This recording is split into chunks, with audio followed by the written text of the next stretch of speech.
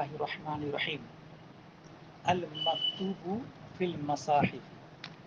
قرآن کریم کی تعریف میں اما الکتاب فالقرآن المنزل علی الرسول علیہ السلام المکتوب فی المصاحف، یہ قرآن کی دوسری صفت ہے، اور مکتوب کا معنی مثبت ہے، اس لیے کہ مکتوب حقیقت میں نقوش ہوتے ہیں، الفاظ کا قابل کتابت ہی نہیں، جی، اور معنی تو بدرجہ اولا قابل کتابت نہیں ہے، تو اب مکتوب بول کر کے مثبت مراد لیا گیا۔ اچھا ہاں، البتہ یہ دونوں لفظ اور معنی یہ دونوں مثبت ہیں مصاحف میں۔ مثبت ہونے کا مطلب یہ ہوا کہ مکتوب جو ہیں نقوش، وہ نقوش دلالت کرتے ہیں الفاظ پر، تو جب دال موجود ہے حقیقتاً تو دال دلالت کرتا ہے مدلول پر، تو مدلول بھی اس کے ضمن میں ثابت ہو گیا۔ تو مصاحف میں الفاظ جو ہیں وہ مثبت ہیں، فاللفظ مثبت حقیقتاً، تو لفظ حقیقتاً مثبت ہے، اور معنی مثبت ہے تقدیراً۔ تقدیراً کا مطلب یہ ہوا کہ وہ ایک واسطہ اور بڑھ گیا، ہاں، اس لیے تقدیراً کہا گیا۔ واللام فی المصاحف للجنس، اور المصاحف میں جو الف لام ہے وہ جنس کا ہے، اس لیے کہ جنس مصحف، مصحف کہتے ہیں وہ جس میں کوئی کتاب یا کوئی رسالہ محفوظ کیا جا سکے، لکھا جا سکے، وہ مصحف ہے۔ تو یہ مطلق ماہیت مصحف، جنس مصحف مراد ہو گیا جب الف لام جنس کا لے لیں گے۔ اب کوئی اعتراض کرے کہ جب آپ الف لام جنسی لے لیں گے تو قرآن کے علاوہ دیگر کتب پر بھی صادق آ جائے گا، تو اس کا جواب دیا لا یضر تعمیمہ لغیر القرآن، غیر قرآن کو اس کا عام ہونا ضرر نہیں دیتا، اس لیے کہ جو آخری قید ہے اس کو نکال دیتا ہے، غیر قرآن کو یہاں سے نکال دیتا ہے۔ آخری قید کیا ہے؟ المنقول عنہ نقلا متواتر بلا شبہۃ، وہاں سے نکل جائے گا وہ۔ اچھا، او للعہد، یا اس میں الف لام عہد کا ہے، تو پھر الف لام عہد کا ہے تو معہود کیا ہے خارج میں جس کی طرف الف لام اشارہ کرتا ہے؟ تو کہا ہے کہ معہود ہے مصاحف قرائے سبع، جو قرائے سبع ہیں وہ ابن کثیر، عبداللہ مکی، نافع مدنی، ابن عامر دمشقی وغیرہ، یہ سب جو 7 قراء ہیں تو ان کے مصاحف مراد ہیں۔ وَهُوَ مُتَعَارَفٌ بَيْنَ النَّاسِ، اور یہ جو مصاحف قرائے سبع ہیں یہ لوگوں کے درمیان مشہور و متعارف ہے۔ ہاں، ایک تو اہدیت درست ہو گیا، دوسری چیز یہ کہ دور لازم نہیں آئے گا، ورنہ تو یہ ہوتا ہے کہ مصحف کسے کہتے ہیں؟ وہ جس میں قرآن لکھا جائے، اور قرآن کو کیا ہے؟ جو مصحف میں لکھا ہے، تو اب اس میں ہو جاتا دور، قرآن کا سمجھنا موقوف ہوتا مصحف کے سمجھنے پر، اور مصحف کا سمجھنا موقوف ہو جاتا قرآن کے سمجھنے پر۔ اور جب یہ مصاحف قرائے سبع متعارف بین الناس ہے تو اس صورت میں اس کی تعریف کی حاجت ہی نہیں، فلا یحتاج الی ان یعرف، اس بات کی ضرورت ہی نہیں ہے، حاجت ہی نہیں کہ اس کی تعریف کی جائے، اور تو یوں کہا جائے، نفی کی بات چلی آگے جس کی نفی کر دی گئی ہے، یعنی ہوا ما کتب فیہ القرآن، کہ مصحف وہ ہے جس میں قرآن لکھا جائے، حتیٰ یلزم الدور، کی دور لازم آ جائے، یعنی اس کی حاجت نہیں ہے کہ یہ تعریف کی جائے تاکہ دور لازم آ جائے۔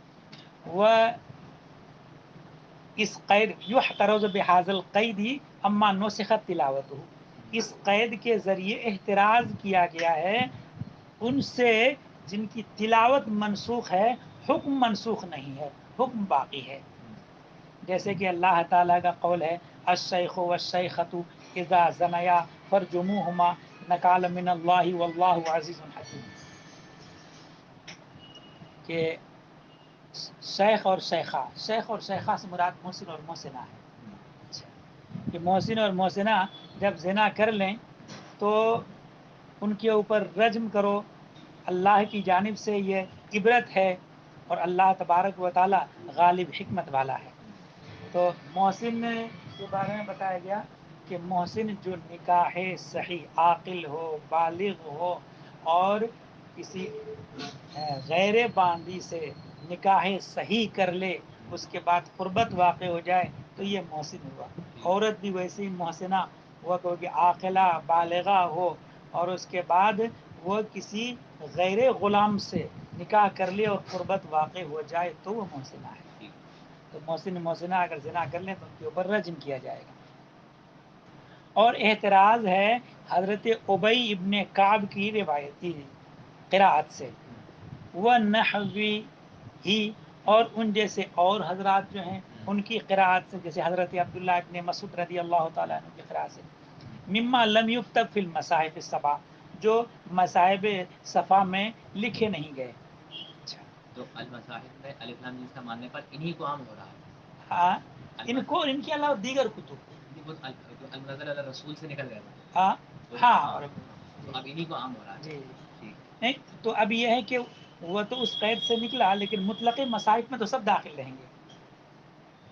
وہ جو ہے منزل علی رسول کہہ دیا گیا، تو منزل علی رسول کہنے سے یہ تو اب آگے جو مصحف کہا گیا تو مصحف جو ہے یہ اس کی صفت ہو گئی، کس کی؟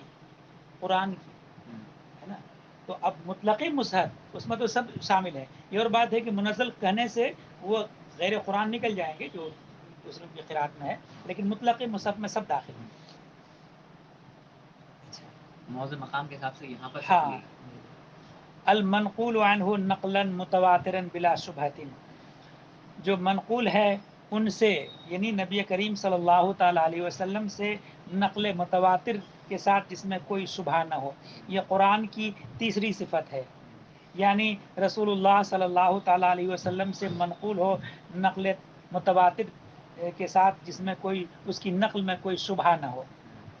تو ان کے قول متواترن کے ذریعے احتراز کیا گیا اس سے کہ جو منقول ہے بطریق احاد، جیسے حضرت ابی کی قرآت قضائے رمضان کے بارے میں کیا ہے، فعدۃ من ایام اخر متتابعات، تو یہاں متتابعات کی قید لگی ہوئی ہے نا، اور دیگر قرائے سبا کی قرآت میں یہ نہیں ہے۔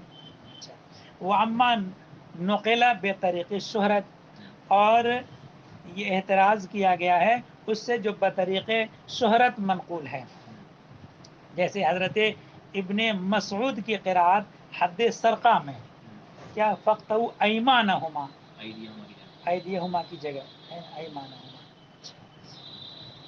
وفی کفارت الیمین، اور کفار یمین میں حضرت عبداللہ ابن مسعود ہی سے روایت ہے فصیام ثلاثۃ ایام متتابعات، یہاں بھی متتابعات کی قید پڑی ہوئی ہے۔ اچھا، اور ان کا قول بلا شبہتن، یہ تاکید ہے مذہب جمہور پر، اس لیے کہ جمہور کے مذہب میں جو منقول ہوگا نقل متواتر کے ساتھ وہ بلا شبہ ہی ہوگا، لأن کل ما یکون متواترا یکون بلا شبہۃ، اس لیے کہ جو متواتر ہوگا وہ بلا شبہ ہوگا۔ البتہ خصاف کے نزدیک جو ہے یہ اعتراض ہے مشہور سے، اس لیے کہ متواتر میں ان کے یہاں مشہور بھی داخل ہے، جو بلا شبہ ہو وہ متواتر غیر مشہور، ہاں، اور جو بے شبہ ہو وہ متواتر مشہور۔ ہاں ٹھیک، اچھا، لأن المشہور عندہ قسم من المتواتر، اس لیے کہ مشہور ان کے یہاں متواتر ہی کی ایک قسم ہے لیکن وہ شبہ کے ساتھ ہے۔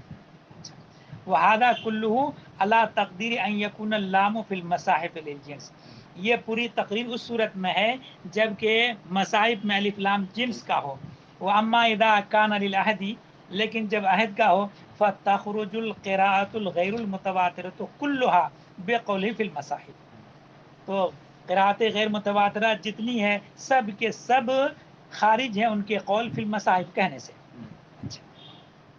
وَيَكُونُ قَوْلُهُ الْمَنْقُولُ عَنْهُ إِلَى آخِرِهِ، تو ایسی صورت میں فی المصاحف کہنے سے غیر متواتر جتنی قراءت ہیں سب خارج، تو اب احتراز کے لیے کچھ بچا ہی نہیں. صحیح نہیں. اور اسی صورت میں جو آگے فرمائے گا المنقول عنہ نقلا متواترا بلا شبہۃ، تو یہ کیا ہوگا؟ تو فرمائے کہ ان کا قول المنقول عنہ الی آخری، آخر تک یہ واقع کا بیان ہو جائے گا، ٹھیک. بیان واقع کے طور پر، احترازی قید نہیں ہے.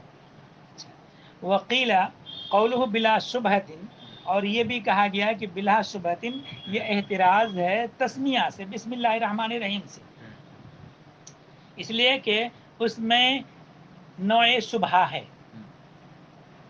ولدا لم یکفر یکفر بھی پڑھا جا سکتا ہے اس کو، اسی وجہ سے اس کے انکار کرنے والے کی تکفیر نہیں کی جائے گی.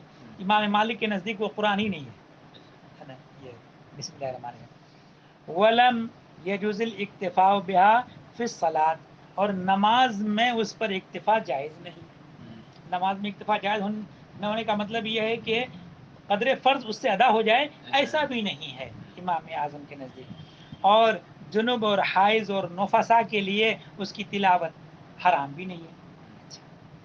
تو یہ سب مشہد ہیں اس طرح کے قرآن نہیں. ہاں، تو یہ الاصح انہا من القرآن، اصح یہ ہے کہ یہ قرآن ہی ہے.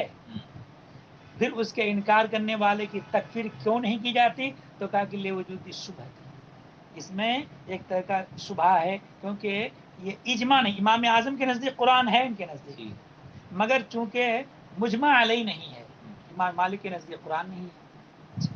تو لے وجود شبہ دی. وَإِنَّمَا لَمْ يَجُزِ الْاِكْتِفَاءُ بِهَا فِي الْقُرْآنِ، یہ فی الصلاۃ. تو نماز میں اس پر اکتفا کیوں جائز نہیں ہے؟ تو ایک تو دو وجہ ہو گئی. ایک وجہ یہ کہ چونکہ نماز میں قراءت فرض ہے، اور ایسی آیت کریمہ سے ثابت ہے جو قطعی ثبوت تو ہے ہی پورا قرآن، قطعی دلالت بھی ہے، تو اس کا فرض ہونا قطعی ہے. اب لہذا ایسی آیت سے جس کے بارے میں نوع شبہ ہو وہ ادا نہیں ہو، ادا ہونا صحیح قرار نہیں دیا. ایک بات. دوسری بات یہ ہے کہ اس کے آیت تامہ ہونے میں بھی اختلاف ہے نا.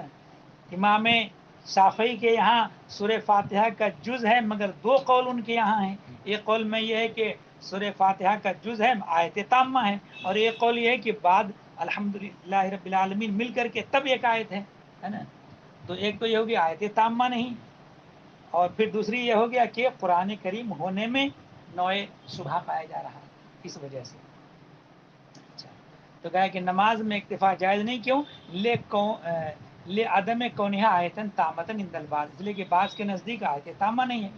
وانما یجوز التلاوۃ للجنوب، جنوب کے لیے تلاوت کیوں جائز؟ جنوب اور اس کے دونوں نظیروں یعنی حائض اور نفسا کے لیے تلاوت کیوں جائز؟ تو تاکہ بقصد تبرک لا بقصد التلاوت، یہ بقصد تبرک جائز ہے، تلاوت کی نیت سے درست نہیں ہے. وَهُوَ اسم للنظم والمعنى جميعا، اور یہ جو قرآن ہے یہ نظم اور معنی دونوں کا نام ہے. یہ اس کی تقسیم کی تمہید ہے. تعریف بیان کرنے کے بعد قرآن کریم کی تعریف بیان کر دی، اب قرآن کریم کی تقسیم کرنا ہے. اور یہاں ایک بات دیکھیے کہ یہاں تقسیم قرآن کی یہ احکام کے استنباط اور احکام کے الفاظ قرآن یا نظم قرآن سے ظاہر ہونے کے اعتبار سے ہے، دیگر امور کے اعتبار سے نہیں. ورنہ تو فعل اسم اور وغیرہ یہ سب حرف اور معرفہ نکرہ وغیرہ یہ سب بھی تو تقسیم ہو جائے گی، لیکن یہاں وہ زیر بحث ہے ہی نہیں. جو مفسر غرض ہے، ہاں یہاں جو جی جو غرض کا یہاں جو غرض ہے اس غرض کے اعتبار سے یہاں تقسیم ہے، جو اس کی تحصیل کرا دے. جی.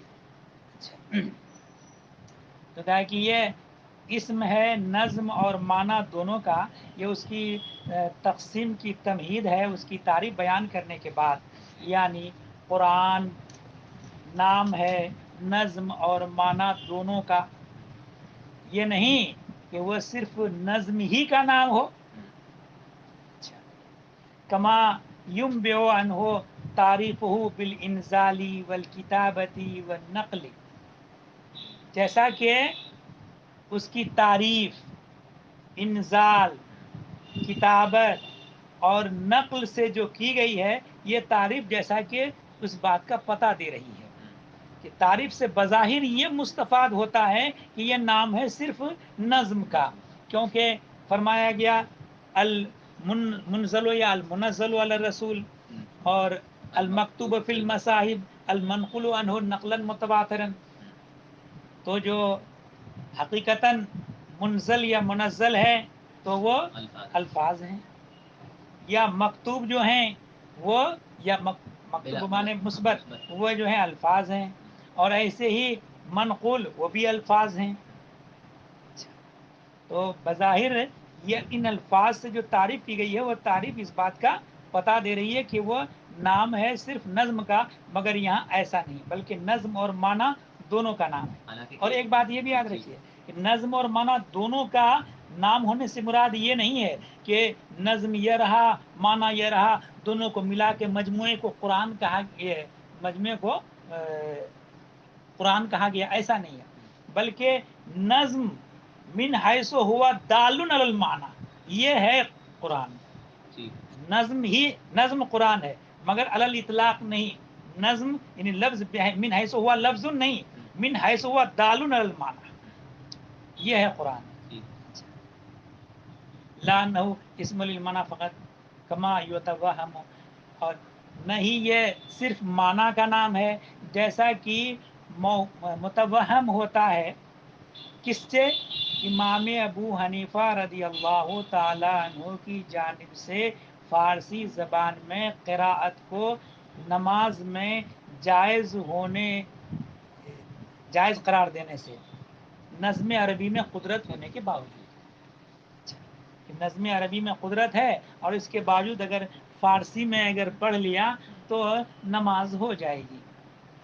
ایک تو یہ ہے کہ حضرت امام اعظم نے اس قول سے رجوع فرما دیا، دوسری چیز یہ ہے کہ ان کا جو اصل موقف تھا ایک تو فارسی زبان میں، فارسی کے علاوہ دیگر اجمی زبان میں نہیں، کیونکہ فارسی کو عربی سے کچھ قرب ہے، کس چیز میں؟ فصاحت و بلاغت میں وغیرہ، تعبیر معنی میں۔ اچھا، پھر یہ کہ ان کا جو موقف ہے یہ نہیں کہ نظم عربی پر قدرت ہونے کے باوجود ایسی فارسی میں پڑھنا شروع کر دے ترجمہ تو نماز ہو جائے، بلکہ ایسا ہے کہ قدرت ہے مگر دھوکے سے منہ سے اگر فارسی میں نکل گیا، کچھ لفظ نکل گئے فارسی زبان میں، تو نماز کے فاسد ہونے کا حکم نہیں ہے، یہ مطلب ہے ان کے یہاں، یہ نہیں کہ باقاعدہ پوری سورہ فاتحہ کا ترجمہ فارسی زبان میں وہ پڑھ لیں تو نماز کے درست ہونے کا حکم نہیں دیا ہے انہوں نے۔ ہاں، ان کا یہ ہے کہ اگر فارسی الفاظ میں بھی پڑھ لیا تو نماز کے فاسد ہونے کا حکم نہیں، نماز ہو گئی۔ یہ مطلب نہیں کہ یاد رہتے ہوئے بالقصد جو ہے وہ اس میں، بلکہ اس میں ان سے تو یہ منقول ہے کہ اگر بالقصد عربی یاد رہتے ہوئے فارسی میں اگر پڑھے تو پھر یا تو وہ زندیق ہے یا پاگل ہے، اس کا علاج کیا جائے، ہے نا، یہ ہے۔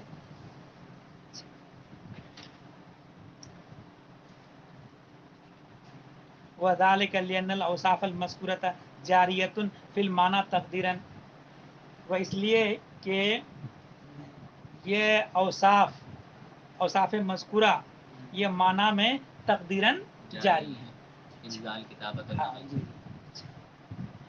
اور نماز کا فارسی میں جائز ہونا تو انما ہوا لعذر حکمی، تو اس پر مولانا عبد الحلیم صاحب نے یہ کہا ہے کہ آگے اس تقریر کی حاجت نہیں تھی، جب انہوں نے رجوع ہی فرما لیا ہے تو اب اس کی کوئی ضرورت نہیں ہے۔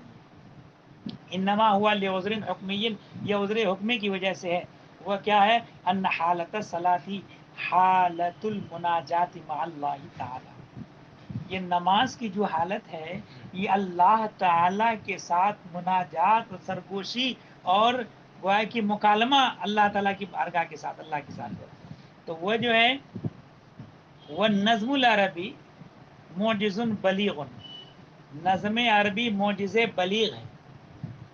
یہ ان لوگوں کے لحاظ سے جو عربی زبان سے مکمل واقف ہو، فصاحت و بلاغت کی تمام ان کی تعریفات وغیرہ تمام نوعوں سے واقف ہو، اور قرآن کریم جب پڑھنے لگے تو بجائے توجہ الی اللہ کے نظم قرآن میں جو فصاحت و بلاغت جو پائی جا رہی ہے ان کی طرف ذہن منعطف ہو جائے.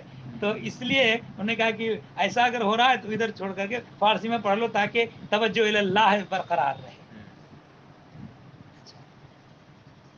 کہا کہ نظم عربی معجز بلیغ ہے، فلعلہ لا یقدر علیہ، تو اس لیے کہ وہ اس پر قادر نہیں ہوگا، یا اس لیے کہ وہ عربی میں مشغول ہو گیا تو ذہن اس سے حسن بلاغت و براعت کی طرف منتقل ہو جائے گا، اور اس قرآن کریم کے سجعوں سے فواصل سے وہ لطف اندوز ہوگا.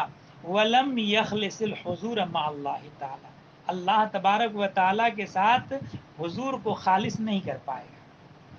بل یکون هذا النظم حجابا بینہ بین اللہ تعالیٰ، بلکہ یہ نظم اس کے اور اللہ تبارک و تعالیٰ کے درمیان حجاب بن جائے گا. وکان ابو حنیفہ رحمہ اللہ تعالیٰ مستغرقا فی بحر التوحید، اور حضرت امام ابو حنیفہ بحر توحید میں مستغرق تھے، توحید و مشاہدہ میں. اسی وجہ سے انہوں نے اللہ تعالیٰ کا خواب میں دیدار کیا ہے 100 بار سے زائد. لا یلتفت الا الی الذات، وہ متوجہ نہیں مگر ذات الہ کی طرف. فلا تعن علیہ، ان کے اوپر کوئی تعن نہیں ہے اس بارے میں کہ انہوں نے کیسے قرات کو جائز قرار دے دیا ہے فارسی زبان میں عربی پر قدرت ہونے کے باوجود، جو کہ منزل ہے. وہ اما فیما سوا صلاتی، رہا نماز کے ماسوا میں، فہوا یراعی جانبہما جمیعا، تو نماز کے ماسوا میں دونوں جانب کا وہ لحاظ فرماتے ہیں. فارسی میں طرف کو جائز قرار دینا ہاں. اس وجہ سے نہیں کہ وہ صرف معنی کو قرآن مانتے ہیں، ہاں وہ اس قدرت حکمی کی بنیاد جی پر جی ہے، اور در حقیقت وہ دونوں کو ہی مانتے ہیں جی قرآن، جی. دونوں جانب کا یاد کرتے. ٹھیک ہے. وہ انما بات ختم ہوئی. ایک جی. لفظی بحث لفظی بحث. کہ یہاں نظم بولا گیا ہے لفظ کی جگہ ادب کی رعایت کرتے ہوئے، اس لیے کہ نظم کا معنی لغت میں ہے موتی کو لڑی میں پرونا، اور لفظ کا معنی ہے رمی پھینکنا. تو لفظ پھینکنا یہ اللہ تعالیٰ کے کلام کے لیے شاہ نشان نہ سمجھتے ہوئے انہوں نے نظم کا لفظ استعمال کیا ہے. وَإِنْ كَانَ النَّظْمُ يُطْلَقُ فِي الْعُرْفِ عَلَى الشِّعْرِ أَيْضًا، اگرچہ نظم عرف میں شعر پر بھی اس کا اطلاق ہوتا ہے. وَيَنْبَغِي أَنْ يُعْلَمَ أَنَّ النَّظْمَ إِشَارَةٌ إِلَى الْكَلَامِ اللَّفْظِي، اور مناسب یہ ہے کہ یہ بھی جان لیا جائے کہ نظم اشارہ ہے کلام لفظی کی طرف اور معنی اشارہ ہے کلام نفسی کی طرف. اچھا، یہ بات انہوں نے چھیڑ دی، مگر اب پہلے میں اس کو بہت قاعدے سے مانتا تھا، لیکن جب سے انوار المنان فی توحید القرآن دیکھ لیا ہے تو اب اس بحث سے جو ہے ذہن ہٹ گیا ہے نا. کہ لیکن المعنی الذی ہوا ترجمۃ النظم حادث، لیکن وہ معنی جو نظم کا ترجمہ ہے وہ حادث ہے، جس طرح سے کہ نظم حادث ہے. کیا مطلب ہوا؟ ہم جو بول رہے ہیں الفاظ ہمارے حادث، مگر الفاظ کے ضمن میں جو قرآن منہ سے میرے نکل رہا ہے وہ قدیم ہے نا. ہاں، یہ بہت ہی ادق معاملہ ہوتا ہے یہاں، ہے نا. بس اتنا سمجھ لیجئے کہ ہم جو بول رہے ہیں تو ہمارا لفظ نکل رہا ہے، وہ لفظ کے ساتھ قرآن بھی ادا ہو رہا ہے. قرآن قدیم غیر حادث اور ہمارا جو لفظ ہے وہ حادث ہے. ویسے ہی ترجمہ، تو ایک تو یہ ہوا کہ لفظ جس معنی اور مفہوم کو ادا کر رہا ہے، اور ایک وہ کلام جو اللہ تبارک و تعالیٰ کی ذات کے ساتھ قائم ہے، تو وہ تو قدیم ہے غیر حادث ہے. اور لفظ نے جس معنی کی تعبیر کر دی ہے وہ معنی، وہ جو معنی ہے جس کو ترجمہ لفظ کہہ لیجئے، ترجمہ نظم کہہ لیجئے، وہ ہے حادث. ترجمہ کیسے ہو سکتی ہے کہ اگر کسی کا ذکر ہوا تو وہ ذات اس کا معنی ہے، یا جو معنی ہمارے ذہن میں محفوظ ہے تو ظاہر جو ہمارے ذہن میں معنی وہ بھی حادث ہیں، یا یہ ہے کہ کسی قصے کا واقعہ ہے اس میں جو اشخاص ہیں تو وہ بھی حادث ہیں، اور ایک وہ جو اللہ تعالیٰ کی ذات کے ساتھ قائم قائم ہے. جی وہ معنی ہاں وہ وہ بھی ہے معنی قدیم، وہ قدیم ہے. وہ بھی معنی ہے. ہاں وہ بھی مانا ہے.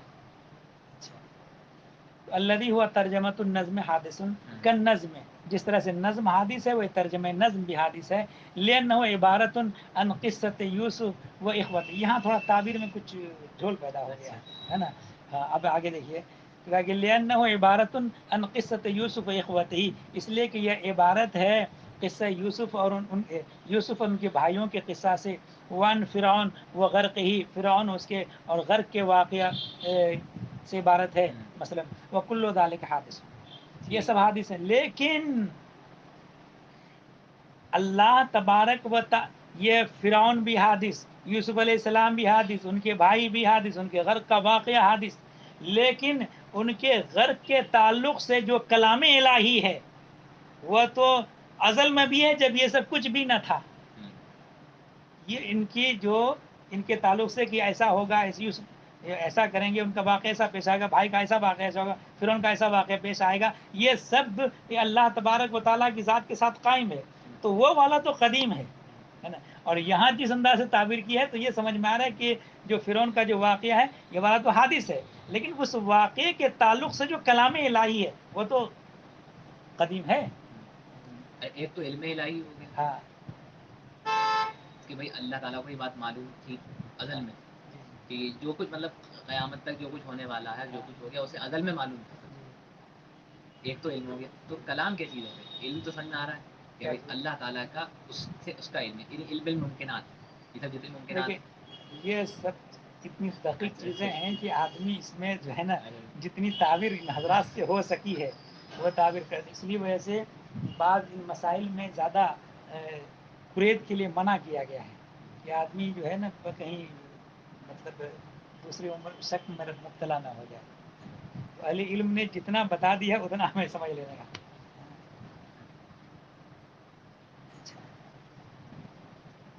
وکل ذلک حادث ثم هو دال علی امر اللہ تعالی ونہیہ، پھر وہ دلالت کرتا ہے اللہ کے امر پر اور اس کی نہیں پر اور اس کے حکم اور اس کی خبر پر. وہ ہوا قدیم، اور وہ قدیم ہے بلا ریب من عندنا، کہ ہمارے نزدیک اس میں کوئی شک نہیں ہے. فتنبا، اس پر اچھی طرح